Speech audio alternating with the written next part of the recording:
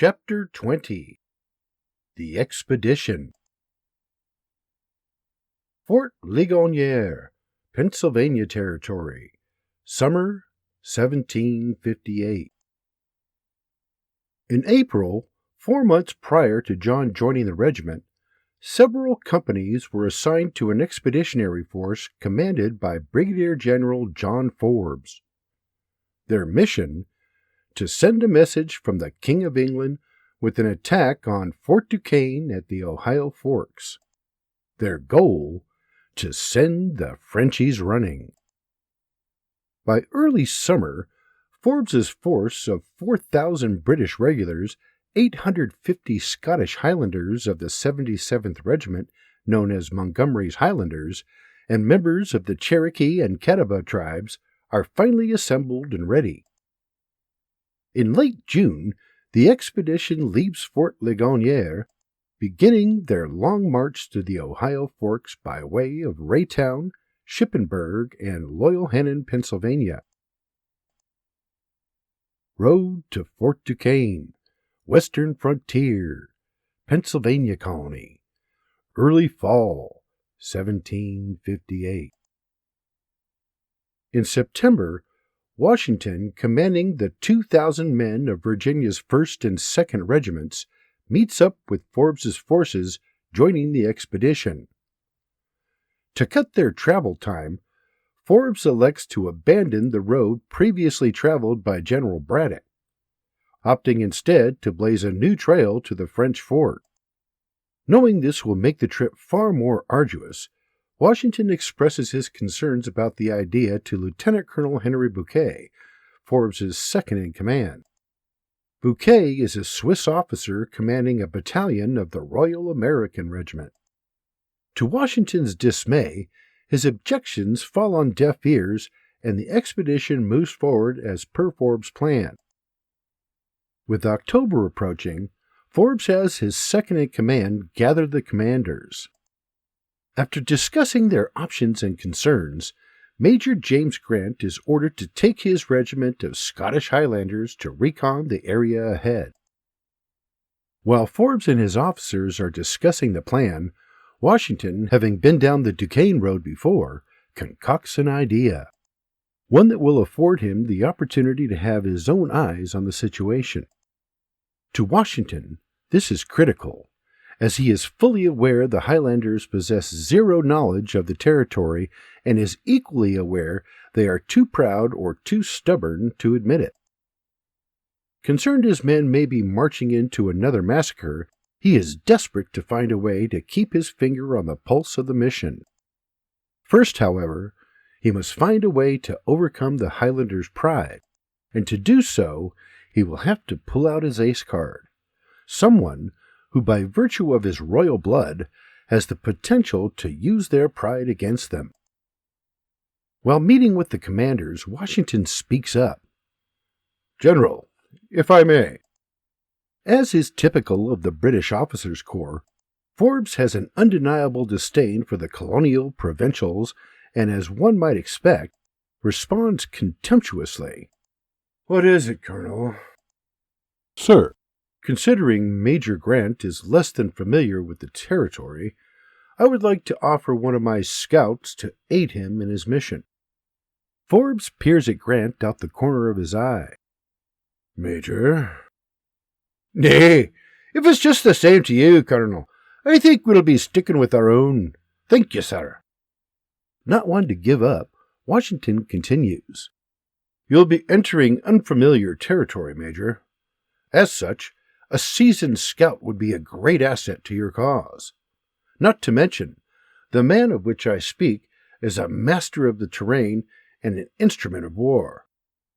"As I've said, Colonel." Quickly recognizing his suggestion is falling on deaf, albeit arrogant ears, Washington interrupts. "It's really no trouble, Major, as I'm sure a descendant of Robert the Bruce would be proud to serve at the leisure of the Scottish Highlanders." The Major looks at Washington with a raised brow. "Robert the Bruce, you say?" He nods. "As I live and breathe, Major." The Major adjusts his kilt. "A descendant of Robert the Bruce? Aye, Colonel. We'd be honored to have him. Thank you, sir. My pleasure, Major. I'll see to it he reports to you straight away. The Scottish commander fell right into the trap, and now Washington has a man on the inside. He has seen the inept performance of British commanders in the past, and although he is not commanding the expedition, he still wants eyes and ears of his own on the situation, especially after picking up the broken pieces left behind by British commanders in the past. And this time, if it happens again, he will be ready. This is an important mission, and he needs a man he can rely on. And the scout he most trusts is the man the regiment has come to know as Private Essebon, great-nephew of King Robert de Bruce of Scotland. After convening with the commanders, Washington orders his aide to retrieve Captain Eustace and his scout. A few minutes later, they are standing outside the colonel's tent. The captain enters alone and snaps to attention with a sharp salute. Colonel, Captain Eustace reports. Washington returns the salute. Join me, Captain. I've an issue of foremost importance to discuss with you and your young scout. Very good, sir. Allow me to call my scout.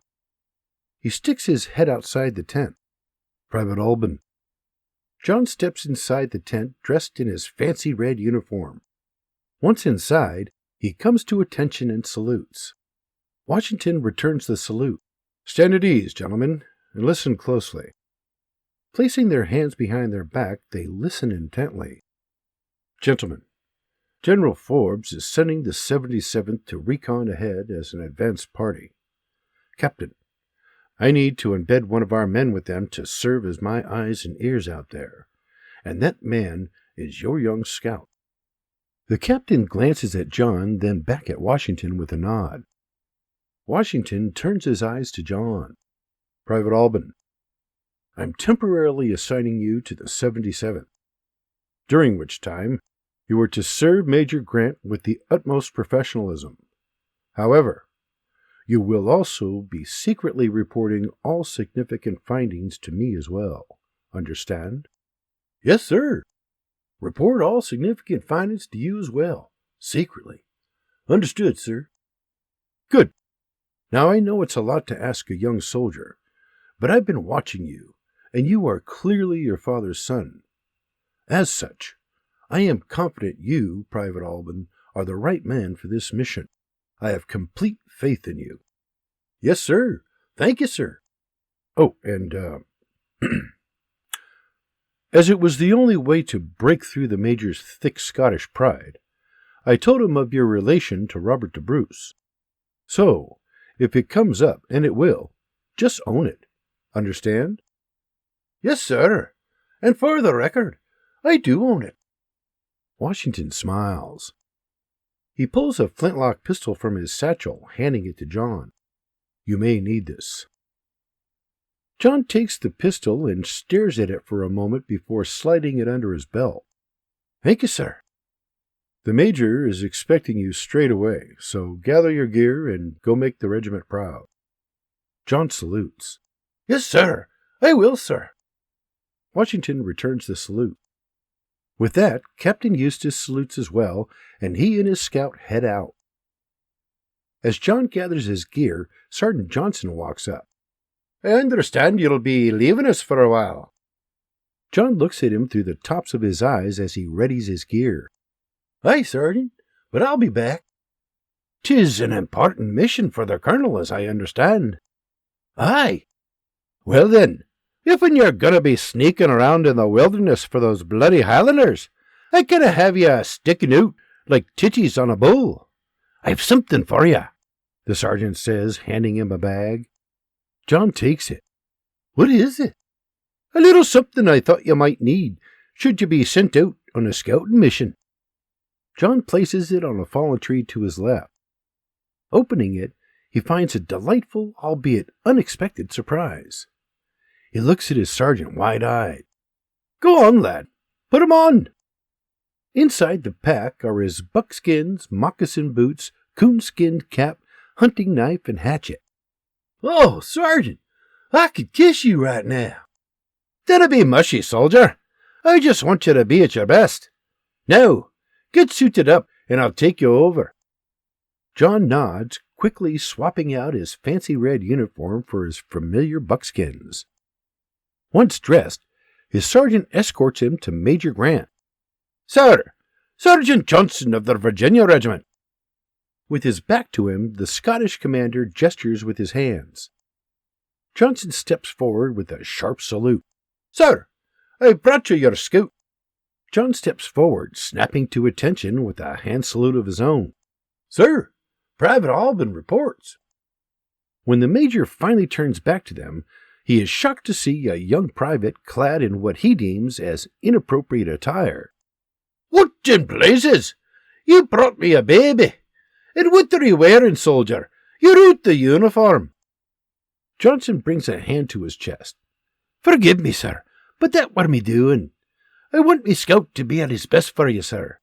And those red uniforms of ours could tip off the enemy to our presence.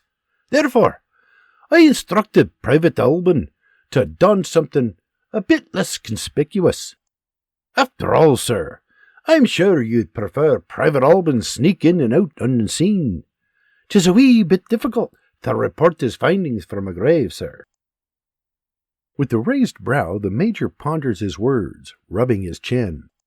"So, your colonel tells me you're kin to Robert the Bruce." "Aye, he's me great-uncle, brother of me great-granda, Sir Edward the Bruce, King of Ireland." Very well. Welcome to the 77th. "Yes, sir. Thank you, sir." Turning to his aide, "Lieutenant, escort Private Albin to Sergeant McGill." Close proximity to Fort Duquesne, Western Frontier, Pennsylvania Colony, September 11th, 1758. While General Forbes's troops make their way through the western wilderness, Major Grant and his Scottish Highlanders, accompanied by several hundred soldiers from the Virginia Regiment under Major Andrew Lewis, forge ahead with their advanced recon. After 2 days of trailblazing, they are finally closing in on Fort Duquesne. Before advancing, Major Grant brings his men to a halt and orders his scouts, Private Albin and 2 Cherokee warriors, to perform a close recon of the installation to learn about troop numbers, fortifications, and movements. While his men rest their weary feet, John and his Cherokee brothers move out, following the Monongahela River west. Hours later, they are within 5 miles of the fort, at which point the 3 scouts split up. Seeking to gain a perspective from the Allegheny side of the fort, John moves north parallel with the fort. Considering it is mid-afternoon, he paints his exposed skin with mud like his father taught him, then slowly cuts through the forest using trees and the surrounding landscape as concealment. Hoping to avoid detection, he maintains his distance from the fort, cutting straight through the forest to the Allegheny. Well within a mile of Duquesne now, he follows the river, slowly and methodically working his way closer to the enemy fort. To this point, he has been slipping through the forest in full daylight, undetected by scouts and far enough away from the fort that it has not been a concern. Now much closer, and fearing exposure, he finds a spot to hunker down, listen, and observe until after dark. As night falls on western Pennsylvania, the fall air brings a chill. As the forest quiets, John uses the moonless sky to his advantage, inching his way closer to the fort. Still within earshot of the river, he detects movement in the darkness. Something in the distance is moving through the trees. Separated from his fellow scouts for several hours now, he is certain it is neither of them as they move to the other side of the fort. Heart pounding and sweat beating, he inches through the brush on his belly. After crawling for 50 yards, he comes upon a handful of French soldiers and a group of Shawnee who are hiding in the trees just outside the fort. He listens and watches for a while, then stealthily crawls behind a fallen tree surrounded by shrubs and bushes. From there, he counts what looks to be no less than 100 Shawnee. A bead of sweat rolls down his forehead to the bridge of his nose. It is clear to him they are anticipating Forbes's arrival. The challenge now is figuring out a way to get back to Major Grant to warn him. Just as he is preparing to make a move, another group of Shawnee arrive, a portion of them walking to within 5 yards of his position, pinning him down. With his musket and the pistol Washington gave him loaded and ready, he lays there, still as a dead squirrel, all the while thinking about what his next move will be. As he lay there scheming, to his utter dismay, several more warriors join the other groups, leaving him no other choice than to remain still and pray he is not detected. For the next several hours he stays tucked against the fallen tree, shrouded by bushes and tall grasses. He is locked down, unable to move by virtue of his ever-present Shawnee neighbors. As he lay there, a Shawnee warrior walks over and sits on the log he is hiding behind. Sweat still dripping from his lip, he remains calm, listening. The warrior on the log says he is expecting the enemy to come marching in at any moment. Another warrior says, if that's true, he should get off his ass and prepare for battle. The sitting warrior grumbles something, then stands and rejoins his comrades. Powerless, John lays there watching and listening, waiting for a window of opportunity. Pre-dawn, Thursday, September 14th, 1758. Several unnerving hours have passed as dawn slowly creeps over the confluence. John is exhausted and fighting the urge to sleep when he hears the faint sound of bagpipes. He sharpens his senses, listening intently. Furrowing his brow, he thinks, bagpipes? Are they out their bloody minds? As the bagpipes grow louder, the Shawnee start to stir. It is an ambush, and that arrogant Scottish asshole is marching the 77th right into it, the very thought of which is almost more than he can bear. But short of being shot himself, he remains powerless to warn them. With each passing moment, the bagpipes grow louder. Then he thinks, to hell with it. There is nothing he can do to save them now anyway. The bagpipes, so loud now, it almost sounds as if they are right on top of him. He listens as they approach, then slowly move past him. They are marching into a trap, and the onslaught will soon begin. He just needs to wait for his moment, then hightail it back to Colonel Washington. He pictures the 77th in their ranks, dress-right dress with not a man out of place. The bagpipes blaring as captains and sergeants yell out orders like they're in a parade. Then the thought of what comes next makes John's stomach churn. All those unwitting souls within moments of their fate, and still he is hopeless to do anything about it. Suddenly, the sound of bagpipes is drowned out by musket fire and Shawnee war cries as all hell breaks loose. The sound of bagpipes fading as the bellowing of gunfire begins and the roar of clashing warriors escalates. He watches intently as the Shawnee, concealed by the forest, fire at will, laying the Highlanders to waste, then aggressively charging into battle. John surmises the 77th is flanked on both sides. In between the gunfire and Shawnee war cries, he hears screams and death. Knowing there is nothing he can do for them, he sets his mind to alerting the remainder of the expedition. When the Shawnee charge into battle, John seizes the opportunity. Leaping to his feet, he runs through the cover of bushes, retracing his steps around the fringe of the melee. Making his way through the forest, he sees the fighting to his right.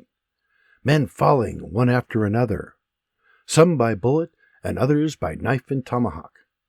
What started as the Highlanders marching grandly into battle quickly manifests into a bloody slaughter. As he is working his way around to the north end of the battle, he is spotted through the trees by a Shawnee warrior about 50 yards away. As the warrior gives chase, his movement catches the attention of yet another warrior.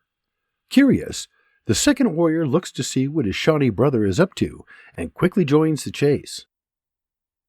Meanwhile, John stops, taking a knee to make sure the coast is clear. Scanning the battlefield, it is just as he suspected. Grant's troops are getting trounced. Hundreds of men, dead or dying, across the battlefield. It is like nothing he has ever seen before. He watches in the distance as several Shawnee and French regulars drag Major Grant from the melee at gunpoint. The 77th is no more. Outwitted, outmaneuvered, surrounded, and crushed by their awaiting enemy. If anyone will survive, he has no idea. Lost in thought as he gazes at the battlefield, he snaps out of it when he hears someone coming up behind him to his right. Spinning to see who it is, he finds a Shawnee warrior nearly on top of him. With but a split second to react, John grabs his assailant's arms, flipping him over the top of him with a mighty push of his legs as he rolls backwards onto his back, the momentum tossing the warrior several feet away, his musket and cap falling to the ground as they tumble. Both men roll to their feet and begin circling one another, hands out and ready to fight. Breathing heavily, they pull their hatchets and charge each other. Like gladiators colliding, they fall to the dusty ground, rolling back and forth and wrestling, a situation John has been in before. As the warrior rolls John onto his back, he knows his assailant is looking to strike the final blow. The warrior swings his hatchet at John's head, and he blocks it with the handle of his own. When the hatchets clash, the warrior's blade is inches from John's face. Thrusting his arms upward, he sends the warrior and his hatchet flying. The warrior quickly recovers, grabbing the knife from his belt. Breathing heavily, he takes an aggressive stance, thrusting it violently at the young scout. With his third jab, John dodges the swipe and stumbles backward onto his back. Seizing the moment, the warrior pounces on him, holding his knife with both hands. Grabbing the warrior's hands, John fights for his life. The warrior, desperate to plunge his knife into the young scout's chest, the weight of his body bearing down on John's arms, when suddenly the warrior goes limp and rolls off him to his left. Gasping for air, John looks up to find another warrior standing over him, smacking the head of his tomahawk into the palm of his hand. With the briefest of Cheshire Cat grins, the warrior reaches out a hand. "Him wake up tomorrow with sore head," John gasps. "Sanawa!" Sanawa, the man whose life John's father had saved so many years before. The same man who had taught him how to use his knife and hatchet. "Esteban, you good?" John nods, quickly retrieving his hatchet, musket, and cap. "Aye, thanks to you." "Good. Now, listen. You must run, now, like Mahingan. Go, that way, now, run! Run!" Without hesitation, John nods, turns, and bolts through the trees, making a hasty retreat to warn Colonel Washington. East of Fort Duquesne, the following day, Saturday, September 16th, 1758. Exhausted, hungry, battered, and bruised, John finally reconnects with the expeditionary force, whose men have been slashing and clearing their way towards Fort Duquesne since his departure. He makes his way through the ranks and finds Sergeant Johnson. While providing his young scout with a drink of water, he sends John's one-time rival, Private Laird, to fetch Captain Eustace. Upon hearing of his scout's return, Eustace alerts Washington to his arrival and they make their way over to him. Spotting them as they walk up, John jumps to attention, throwing them a salute. Washington returns the salute. "Stand easy, soldier. Please, remain seated." Winded and exhausted, "Aye, sir. Thank you, sir." Washington takes a knee, speaking eye to eye with his scout. "Tell me, John, what did you see out there? And where are the other two scouts?" John takes a deep breath, gathering his thoughts. "'Tis no good, sir. As for the other scouts, I dinna ken. We made our way up the Monongahela and split up to get a look from every direction. The plan was we'd see what we could see and report back straight away. I headed north to the Allegheny side of the fort. They went east and west. And what did you see? I worked my way to within a couple 100 yards of the fort. As I did, I came across a force of 100 or more Shawnee and a handful of French officers. After making me observations, I figured I'd get the hell out of there. But then more Shawnee arrived and I found myself pinned down, not 5 yards from the enemy. Eustace remarks, "That's damned close." Washington glances at him with a nod. I kept quiet and waited for them to clear out, but they didn't. They were expecting us, mustering their forces and laying in wait. With nary an option, I hunkered down behind a fallen tree. I figured I'd hightail it out of there when the coast were clear and make my way back to Major Grant. And that moment never came, sir. Whilst I were hiding, I could hear the Shawnee talking amongst themselves. They ken we were coming, sir. They bloody ken. Washington places a hand on his young scout's shoulder. Being so close and hearing them as you did must have been unsettling, knowing what was coming, but being powerless to act. Aye, sometimes speaking their language could be a curse, sir. With a slap on his shoulder, Washington nods. Indeed, Private. Then I hear bagpipes, blaring in the distance. I couldn't see 'em, but I could damn sure hear 'em, marching in with all those bloody things wailing away. And then it happened. Washington squints.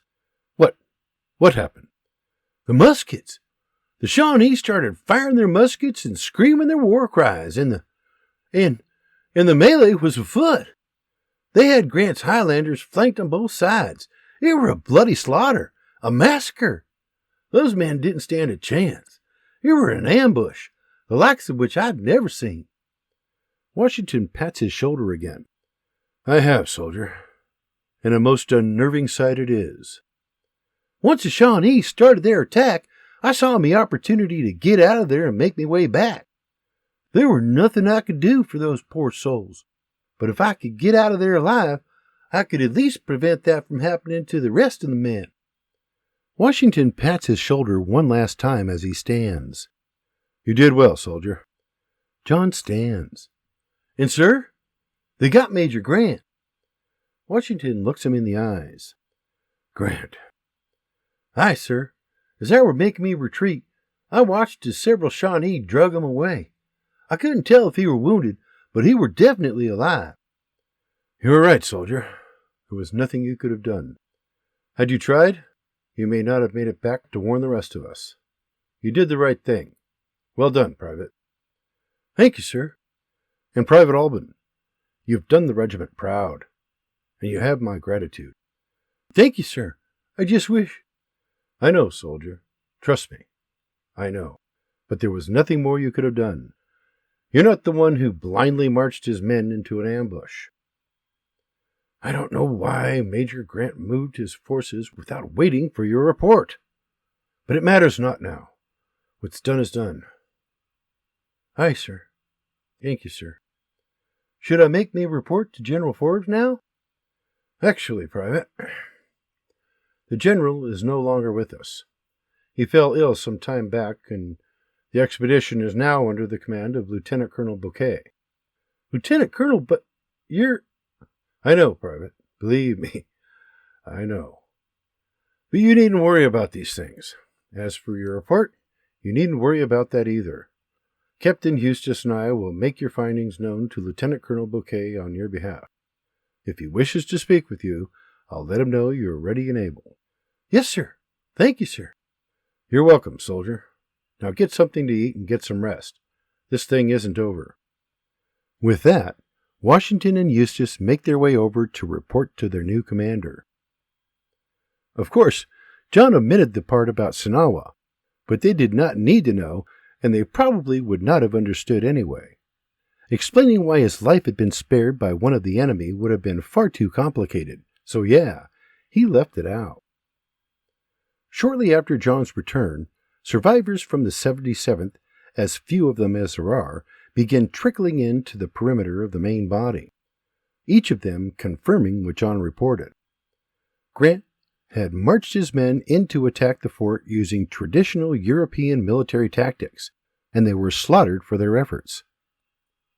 Of the advance party's 1,200 men, 342 were killed, 232 of them from the 77th, and 220 more from the Virginia Regiment were wounded. Additionally, 18 were captured, including both commanders, Major Grant of the 77th and Major Lewis of the Virginia Regiment. Of Lewis's 8 officers, 5 were killed and 1 was wounded. As the surviving soldiers rejoined the main body, a group of Virginians arrived with a French prisoner, a gift for their commander. Upon interrogating their new friend, they learned the fort is occupied by a mere 200 French regulars, all of whom suffer from low morale and hunger. He further divulges that the walls of the fort are only 6 feet thick, meaning the British cannons could have been extremely effective against the installation had Grant only waited. With that bit of intelligence, the 3 remaining brigades of the expedition moved forward, looking to make their final assault and get some payback. Fort Duquesne, 8 days later, Friday, November 24th, 1758. It was the night before the British planned to unleash their final assault on the fort when one of their Cherokee scouts reported the French had been abandoned by their native allies. Leery of another surprise attack, General Forbes, having rejoined the expedition, put his plans for the final assault on hold while his scouts gathered more information. Fort Duquesne, Western Frontier, Pennsylvania Colony, 2 days later, November 26th, 1758.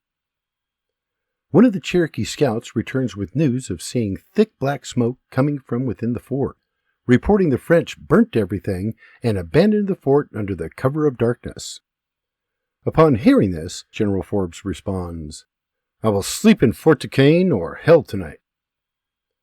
That night, as the British forces march up to the smoldering fort, they are shocked by what their eyes behold, an appalling display of the bodies of the 77th, naked and decapitated, their heads and kilts mounted on the outer walls of the fort for all to see. After taking possession of what remains of Fort Duquesne, the British and Virginians rebuild the fort on the shores of the Monongahela River, 1,000 feet upstream from the original location. 3 years later, in 1761, when the new fort is finally completed, it is 10 times its original size. In recognition of its grandeur, it is renamed Fort Pitt, in honor of British Prime Minister William Pitt, the man who ordered that critical strategic location be captured. The new fort remained standing throughout the American Revolution. Following the Battle of Fort Duquesne, General Forbes and his British forces returned to Fort Ligonier. As for the Virginians, the 2nd Regiment returns to Fort Loudon, where they are immediately disbanded, while the 1st Regiment is split, with 200 soldiers, including Captain Eustis's company, reassigned to the 1st Regiment under the command of Lieutenant Colonel Mercer. Their mission, to secure and hold Fort Pitt, with the remainder of the regiment returning to Fort Loudon in Winchester, Virginia. Washington Plantation, Mount Vernon, Fairfax County, Virginia Colony, early December 1758. With yet another bout of dysentery, Colonel Washington heads home to recover. While at home, he contemplates his future and the lovely widow Custis. His frustration with the colonial legislature is wearing on him. The support they garnered had been poor at best. They and his military superiors had moved far too slowly with their decision-making by his standards. And to make matters worse, his new recruits were of poor quality and poorly trained. But the straw that broke the camel's back came when the British Army denied him a royal commission. With that, having recovered from his illness, Washington retires from his regimental command and departs Fort Loudon exactly 2 years after his arrival. With the French and Indian War now behind him, he returns to civilian life with the prestige of his military service and the possibility of future bounties that might come from it. Now a civilian, he makes another run at Virginia's House of Burgesses, and this time wins a seat as the representative of Frederick County. After his victory, he returns to his Mount Vernon estate overlooking the Potomac River. Custis Estate, White House Plantation, Kent County, Virginia Colony, January 1759. A month after leaving the army, Washington marries Martha Dandridge Custis at a ceremony held at the Custis Estate. Following their wedding, Martha and her 2 children join Washington at his Mount Vernon plantation. Now, with the property his wife brought into their marriage, Mount Vernon, and the land granted to him for his military service, George Washington is one of the wealthiest landowners in all of Virginia. After his retirement from the military, he immerses himself in his role as a member of the House of Burgesses while making a sound living managing his properties and business affairs. Interestingly, during this time, he is often seen laboring hand in hand alongside his workers. The Forbes expedition was Washington's last while in service of the British Army. For Private John Alban, it was merely the first.